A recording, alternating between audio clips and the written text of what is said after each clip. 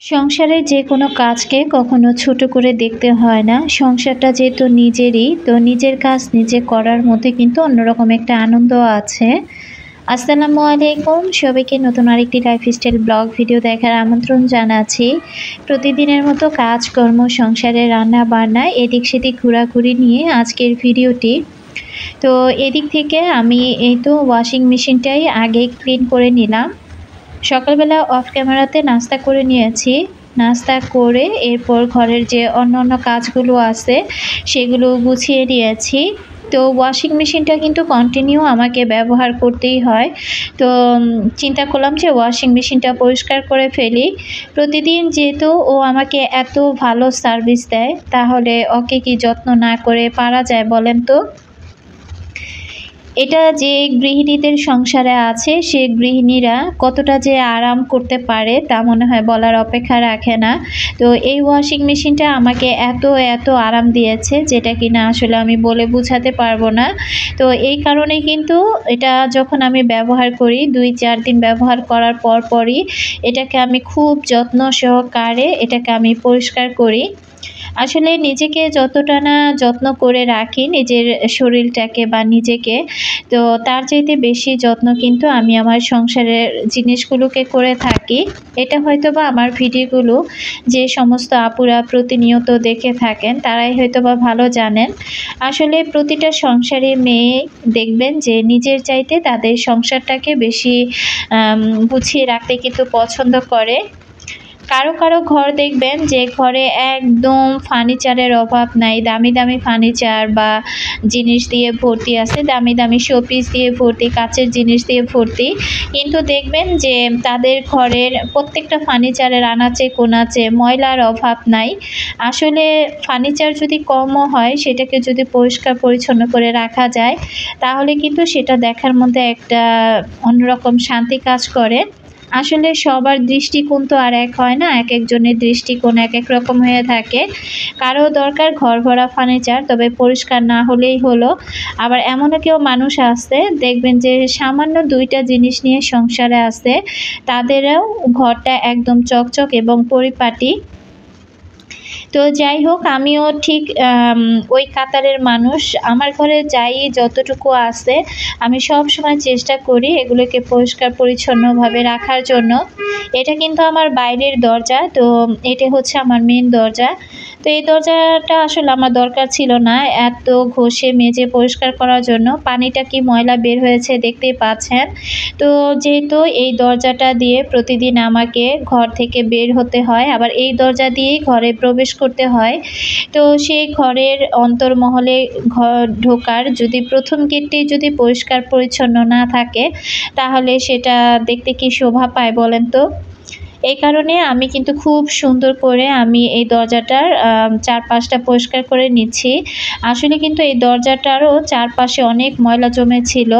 তো অনেক দিন পর, ধরতে গেলে অনেক মাস পর আমি এটাকে এত সুন্দর করে পরিষ্কার করলাম। এটা আসলে স্টিলের একটা দরজা। তো এটা দেখা যায় কি ভালোই ময়লা-টয়লা জমে, বা এই যে কত রকমের যে ধুলাবালি পড়ে এটার উপরে কিন্তু আস্তে একটা আস্তরের মতো পড়ে যায়। তো আমি একটু ভিম বার সাবান দিয়ে আর একটা মাজনি দিয়ে খুব সুন্দর করে কিন্তু পরিষ্কার করে নিয়েছি। দরজাটা পরিষ্কার করতে কিন্তু আমার অনেকটা সময় লেগে গিয়েছে। আর দরজাটা এত সুন্দর পরিষ্কার হয়েছে যে কি বলবো।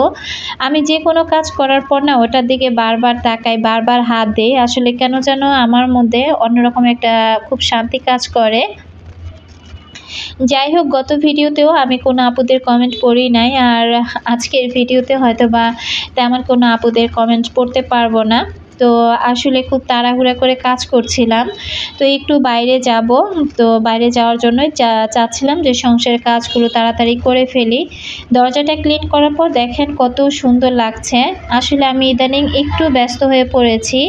ব্যস্ত হওয়ার কারণে ওইভাবে কোনো আপুদের কমেন্টসগুলো আমি আলাদাও করতে পারছি না বা পড়তেও পারছি না। যাই হোক, আমার সকল আপু এবং আন্টিদেরকে রিকোয়েস্ট করব, সাথে ভাইয়াদেরকেও রিকোয়েস্ট করব যারা ভিডিওটি ক্লিক করেছেন, তো একটি লাইক দিতে যারা ভুলে গিয়েছেন, প্লিজ একটি লাইক দিয়ে ভিডিওটি কন্টিনিউ করবেন। প্রতিদিন একই কথা আসলে বলতেও ভালো লাগে না, আবার না বললে দেখি সবাই ভুলেও যান। তো এই কারণে আর কি মনে করিয়ে দেয়া। এখানে আমার টেবিলের উপরে যে ম্যাটটা ছিল ওটা পরিষ্কার করে আমি খুব তাড়াহুড়া করে গোসল করে এরপর চলে আসছি ব্যাংকে। তো ব্যাংকে একটু কাজ ছিল, তো ব্যাংকের কাজটা তাড়াতাড়ি করে সেরে এরপর আবার আমি একটু বাইরে যাব, খুব দরকারি একটা জিনিস আজকে আর কি কিনবো। তো এইখানে বেশি একটা সময় লাগে নাই, কাজটা কিন্তু খুব দ্রুতই শেষ হয়ে গিয়েছে। এই ব্যাংকের কাজটা কিন্তু এতদিন আমার কোনো দরকার ছিল না এখানে দৌড়াদৌড়ি করা। তো জবার আব্বু যেহেতু একেবারেই সময় পাচ্ছে না, এই কারণে কিন্তু সংসারের A to Z কাজগুলো এখন আমাকেই সামলাতে হচ্ছে, ঘরে বাইরে মেয়েদের স্কুল কলেজ যেটাই বলেন না কেন। তো যাই হোক, আমি ব্যাংক থেকে বের হয়ে চলে গিয়েছিলাম একটু সেনা মার্কেটে। তো সেখানে গিয়ে আমি আমার খুব প্রয়োজনীয় একটা জিনিস কেনাকাটা করেছি, বাসায় গিয়ে আপনাদের সাথে এখনই শেয়ার করব। তো এই তো আমি বাসায় চলে আসছি। আচ্ছা, গতকালকে না রোকসানার লাইফস্টাইল ব্লগ বিডি থেকে আপু কমেন্ট করেছিল যে এই পাপোশটার কথা, এই পাপোশগুলো নাকি অনেক ভালো। তো আপুর বাসাতেও নাকি একটা আছে। তো আমি যেহেতু নতুন কিনেছি, তো ব্যবহার করতে থাকি, করতে করতে পরে না বুঝতে পারবো আসলে কতটা ভালো কতটা খারাপ। এই যে দেখেন, আমি কিন্তু খুব প্রয়োজনীয় একটা জিনিস আমি কিনে নিয়ে আসলাম আজকে রান্নাঘরের জন্য। আসলে কি করব বলেন, সিলিন্ডারে এত প্রচুর পরিমাণে চাপ পড়ে, আসলে একটা চুলার মধ্যে কতই বা ধকল দেওয়া যায়, খুব দ্রুত কিন্তু সিলিন্ডারটা আমার শেষ হয়ে যায়। আমার কিন্তু রাইস কুকার, এই জীবনে প্রথম আমি রাইস কুকার কিনলাম। আসলে আমি খুব ভয়ে আছি যে এই রাইস কুকারটা আসলে আমি ঠিকঠাক মতো ব্যবহার করতে পারবো কি পারবো না। এখন কিন্তু রাইস কুকারের অনেক অনেক কালার নেমেছে, অনেক কালারফুল, তারপরে প্রিন্টের মধ্যে অনেক সুন্দর সুন্দর রাইস কুকার নেমেছে। তা আমি দেখা যায় যে কিছু কিছু দোকান থেকে আমি কেনাকাটা করি, আমি কিন্তু সব দোকান থেকে কেনাকাটা করি না। তো ওই ভাইয়াটা আর কি আমাকে এত জোর করে বলল, আসলে আমি যে একটা দোকানে ঢুকেছি ওখান থেকে আর বেরিয়ে হতে পারি নাই।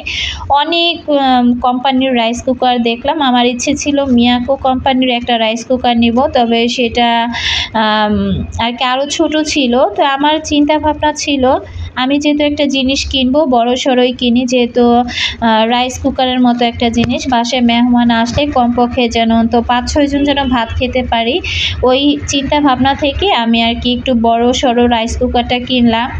আর রাইস কুকারটা সত্যি কথা বলতে ব্যবহার করতে কতটুকু পারবো না পারবো জানি না, আমার আইডিয়া নাই। যখন ব্যবহার করব তখন তা আপনাদের সাথে শেয়ারই করব।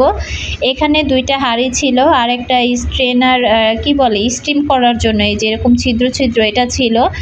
আসলে যেহেতু কিনেছি ধীরে ধীরে সব শিখে যাব এটার মধ্যে কি কি করা যায় না করা যায়।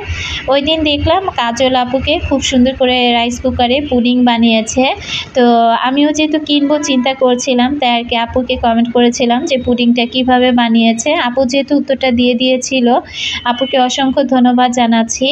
তো আমার না খুব ইচ্ছে ছিল যে প্রিন্ট করা একটা রাইস কুকার কিনি, তবে উনি বারবার রিকোয়েস্ট করতেছিল আমি যেন ফিলিপসের এই রাইস কুকারটা নেই। তো উনি এতভাবে বলতেছিল যে এটার যদি কোনো সমস্যা হয় বা কোনো কিছু হয় তাহলে সে রিস্ক নেবে। একদম 1 বছরের আর কি ওয়ারেন্টি দিয়ে দিয়েছে, এর মধ্যে যদি নষ্ট হয় তাহলে কোনো কিছু আমাকে দিতে হবে না, আমি দিয়ে আসবো, তারা শুধু সেরে আমাকে দিয়ে দিবে। তো রাইস কুকারটা চালানোর জন্য যে তার ইউজ করতে হবে সেই তার আমার কাছে নাই, ওটা আনতে হবে। এই কারণে আবার আমি এটা ভালো করে প্যাকেজিং করে রেখে দিলাম। আমার না প্রিন্টের রাইস কুকারগুলো অনেক পছন্দ হয়েছিল, তো ওটা যেহেতু ওয়ালটনের ছিল, তো ভাইয়াটা বলতেছিল যে রংচং দেখে কেনার দরকার নাই, আসলে যেটা কিনবেন সেটা যেন মানসম্মত হয়, গুণগত মান ভালো হয়, সেই জিনিসটা দেখেই কিনা ভালো। তো উনি বারবার সাজেস্ট করতেছিল যে এই ফিলিপস কোম্পানিটা অনেক ভালো হবে। যেহেতু আমি রাইস কুকার এর আগে কখনো কিনি নাই বা এটার বিষয়ে আমার কোনো অভিজ্ঞতা নাই, এই কারণে ওনার কথার উপর ভরসা করে আমি আর কি রাইস কুকারটা কিনে নিয়ে আসছি। যাই হোক, আমার কিচেন ক্যাবিনেটটাকে আমি যতক্ষণ পর্যন্ত না সাজাতে পারবো ততক্ষণ পর্যন্ত আপনাদের সাথেও শেয়ার করব না। আর এদিক থেকে আমি একটু ছোলা এই তো এখন রান্না করে নিলাম। তো আজকে দুপুরে মোটামুটি আমি রান্না বান্না কোনো কিছু আর আপনাদের সাথে শেয়ার করলাম না। তো চিন্তা করতেছি একটু ছোট ছোট ভিডিও এখন আপনাদের সাথে শেয়ার করব যতটুকু পারি আর কি। মাঝে মাঝে তো অনেক বড় হয়ে যায় ভিডিওটি। তো আমার আপুরা বলবেন তো যে আমার ছোট ভিডিওগুলো দেখতে ভালো লাগে না বড় ভিডিওগুলো দেখতে ভালো লাগে। এক একজনের মতামত এক এক রকম হবে আমি জানি। তো নিজের সুবিধার্থে একটু ছোট ছোট ভিডিও দিচ্ছি। মুড়ি মাখা করে নিলাম সন্ধ্যায়। আর মুড়ি মাখা খেতে খেতে আপনাদের কাছ থেকে বিদায় নিব। সবাই ভালো থাকবেন। আল্লাহ হাফিজ। আসসালামু আলাইকুম।